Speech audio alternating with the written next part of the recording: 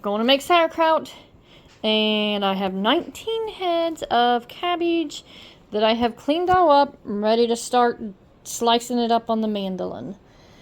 That's a very time-consuming job. It requires multiple people's arm power because mine gets tired. But with that, let's get it out and get it started. Okay, gonna go over a couple things here. This is my masher. It just looks like a really long plunger. Use that to mash the kraut into my crock. This here is the mandolin. This is the example of the one this is the one I have. This is just an example of. There are others to get. This does great for slicing all sorts of stuff. You just gotta remember which blade you want to use it on. That is where I will struggle. This is my 10-gallon crock. It is getting cleaned up right now because, well, it's messy because it's been in storage. So we're cleaning it up, getting ready. Well, the other thing we're going to need, aside from sauerkraut, or the cabbage, and a knife, is kosher salt. I like it a little bit more on the coarse side for when I use this. So I'm going to get my kosher salt out and we'll go over that. Okay, this is the salt. You can see it's coarse, kosher salt. You can use whatever salt you have. You just got to make sure you salt your kraut. Because it's going to ferment, so you got to have the salt in it. So anyhow, use whatever salt you have. I've used table salt, I've used cannon salt. But this is the one I prefer. But you know, your rules, your kitchen, so use whatever you want. Alright, to start, we're going to just whack off a big old piece of this here head. That way we can start running it through the blades there to get it grinded cabbage sliced up. Now some people like their cabbage, you know, you got choices. You ain't got to be all skinny and uniform. You can be chunky, you can be whatever you want it to be. And yes, I do put the hearts in it. I want to waste just as little as possible. I pretty much just want the little stemmy piece left with a little bit of heart on it. And that is not a total waste because I'll throw it out to the pigs, chickens, and rabbits. So, you know, whatever. And as Maya pointed out, I said it backward. It's your kitchen, your rules. Not your rules, your kitchen. So, whatever. Y'all, you know, I know what I mean. Anyhow, gotta slice up. Find the right blade. This is where you gotta take a few to actually practice. Okay, I picked a blade. I really don't remember which one it is, so I have to look at it and see if it's the one I like. Now, you have got to be careful because this honestly will take your digit right off. Oh man, does it hurt. I ain't even joking. Nope, get a cabbage worm out of that. I even moist this off. Now this is what it's given me. That's pretty good. I like it a little bit longer. But this, I cut it kind of funky. So this will work about like so. So I'm gonna go to town here, slicing up some cabbage. Normally I would do it in a bowl, but yeah, I might be able to do that. Okay, so you got to pay attention. Don't be like, oh, it won't happen to me, because every year I hurt myself. Anyhow, I want to measure it out this year. I'm going to do 3 pounds for every 1.5 tablespoons of salt. See how I like that as being on the kraut. I mean, I will also taste test it to make sure I like the saltiness, but I like salt. So, you know, if you don't like salt, go a little less, but you need to use plenty. But I will use at least 1.5 tablespoons for every 3 pounds.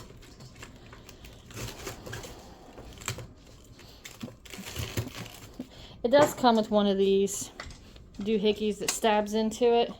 Let me wash it up. It's a little dirty from a tater. Okay, so anyhow. See? That's why I don't like it. I usually make the kids use it. Okay. So.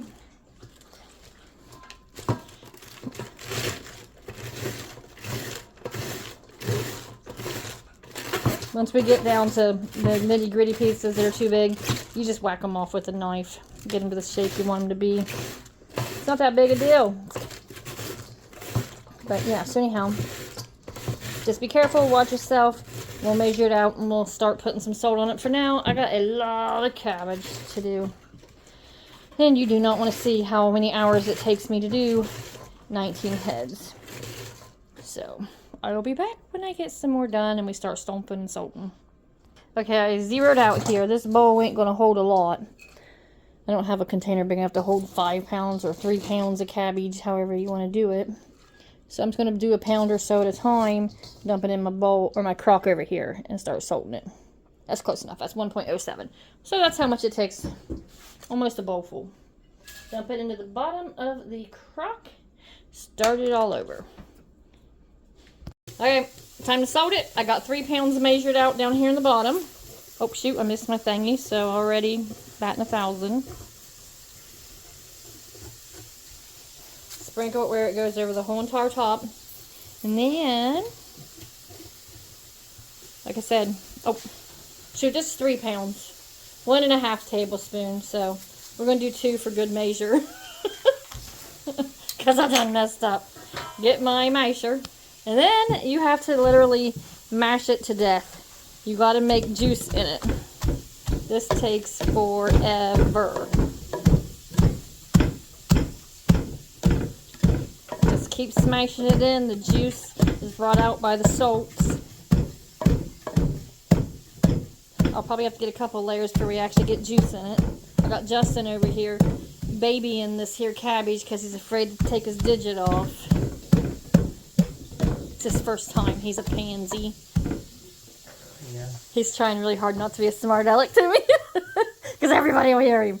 I mean, I'll laugh my ass off. Oh, yeah? Yeah. Sarah, you're going to be all day doing that. I don't give a shit. Maybe you get a bunch of more followers or subscribers or something. You know I'm videoing you, right? Okay. Okay. Bring it back to the channel, guys. Oh, he's supposed to be marrying my daughter. When I say supposed to be, we'll see if he makes it. Yeah, no kidding. Are you insinuating my daughter's bad to be living with? Get me off that video. He wants to talk crap. Okay, anyhow, we're going to do another 3 pounds on this. No wonder that no one subscribes. Maybe. Yeah. You got to be careful not to bust out the whole bottom. Because that has happened to people before. You see juices. This, can you see where it's getting shiny in it? It's starting to get there. It takes a lot of mashing. Okay, so to make my measurements right, I added 2 more pounds of cabbage, and I'm going to do 1 more tablespoon plus a little of coarse salt. That way it's 3 tablespoons to 5 pounds. And then mash again.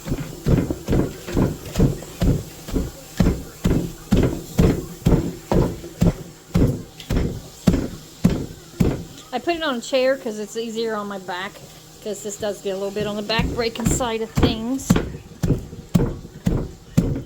And the chair is perfectly flat, happens to also be round. If you don't have a masher, you can use like a coffee cup or your fist or whatever. You just really got to be able to mash that salt down into the cabbage. Yeah, baby. Anyhow, that's 5 pounds of cabbage, 3 tablespoons of salt. And I can see it getting juicy. You just can't see it yet in the camera lens there. But by the time I'm done, you'll see brine on top of it. Watch out, let me taste it. That's good. It's good and salty. Last time I listened to Eva, it was so salty my fingers swelled cooking it. But yeah, just sample it. Make sure it's what you like. That you have enough salt on there. But you need at least 3 tablespoons here. 5 pounds. And we're going to keep mashing. Alright, we're at 25 pounds.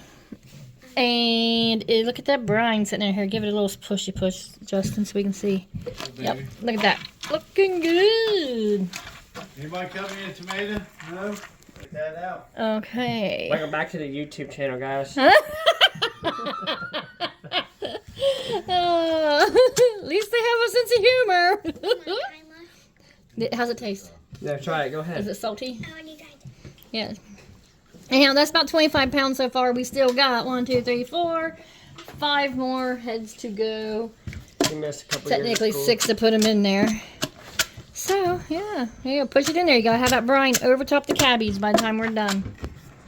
Which it is right now. But it's Peace good, out. good juicy cabbage. So we got tired of the mandolin and we got smart. Work smarter, not harder. This is the last of the heads of cabbage. We are so almost there and it is so a mess in here. But anyhow, using the slicer side of the blade on my food processor. And it has saved us probably 3 hours of work and a lot of muscle power. So, highly recommended food processor if y'all got one. If you're not, I mean, I use the mandolin some still too, but I'm over it. Justin's really Damn.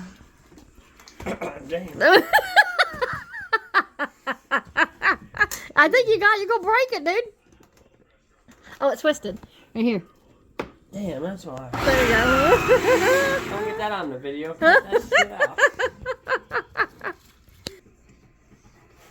Hey guys, this is how you put it in the bowl. This is right? Yep. Go up to the camera and eat them. Okay. Okay, so anyhow, the kraut's been done. We put a little bit of extra salt in it. I like it salty. I did sample it, taste it. And as a minute, you can see all that brine in there. They can't Yep. see you eating it. I know it, they can hear me chewing it. That's good. I still think it's a little bit salty, but my kid said no, she's bossy. Anyhow, he's going to press it down for a few more. Give it some more mashing. But look at that. That's awesome. That's so much brine. I like a good briny sauerkraut. I think we're about 35 or 40 pounds worth of cabbage. We forgot where we were. Doing it in 5-pound increments though. Alright, perfect. Next thing you do is you weight it. You gotta put weight on the kraut to keep it submerged underneath all that brine. So, I have an old microwave plate. Oh. And it fits perfectly in here. And then just press it down. Yep, there we go. And then cover it with cheesecloth. Justin, have to unfold it a little bit. Alright, got the cheesecloth where it's going to be, you know, it's holy. It don't serve a whole lot of purpose here. Not in my opinion. Lay it over top the brine. Lay it in it. It'll go down in. And then we put this rock on top of it. I don't know if it's like a special kind of rock you're supposed to use, but anyhow, got this rock here. Got it double bagged up. Place it right on top. That adds extra weight to it. Keeps everything in the brine down there. And then you cover it with a towel. I want something that's kind of breathable. So I got my big old flour sacks here. And then every few days, I'll check it, especially here toward the beginning, and take off any scum. Because it's ferment. It does get a little scummy on it. You just scrape it off, throw it away, whatever. There you go. That's it. 21 days or so. We'll give it a taste test, decide if we like it. But that's it. That's sauerkraut making.